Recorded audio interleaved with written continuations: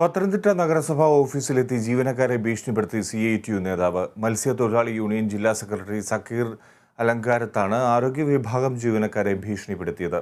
നഗരസഭാ സെക്രട്ടറിയുടെ പരാതിയിൽ പോലീസ് കേസെടുത്തു. CITU നേതാവിന്റെ അക്രമത്തിന്റെ ദൃശ്യങ്ങളും പുറത്തുവന്നു.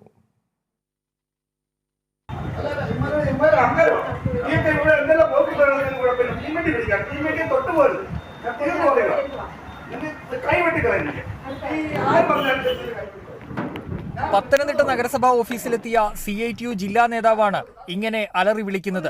അതും സംസ്ഥാനം ഭരിക്കുന്ന പാർട്ടിയുടെ തൊഴിലാളി സംഘടനാ നേതാവ്.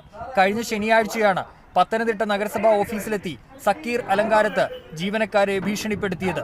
ഹെൽത്ത് ഇൻസ്പെക്ടർ PR ദീപുമോന് നേരെയായിരുന്നു കൈവെട്ടുമെന്ന ഭീഷണി. നഗരസഭാ പരിധിയിൽ അനധികൃതമായി നടത്തുന്ന മീൻ കച്ചവടം ആരോഗ്യ വിഭാഗം പിടികൂടിയതാണ് തൊഴിലാളി നേതാവിനെ ചൊടിപ്പിച്ചത്.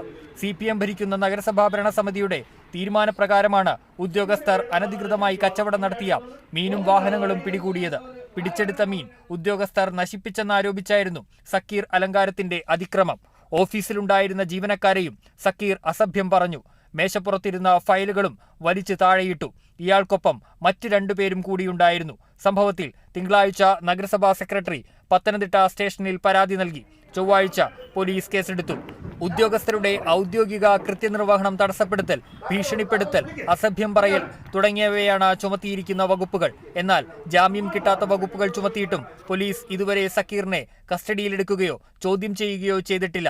പത്തനംതിട്ട നഗരസഭ മുൻ കൗൺസിലർ കൂടിയാണ് സക്കീർ അലങ്കാരത്ത്. Kerala vision news, Pathanamthitta.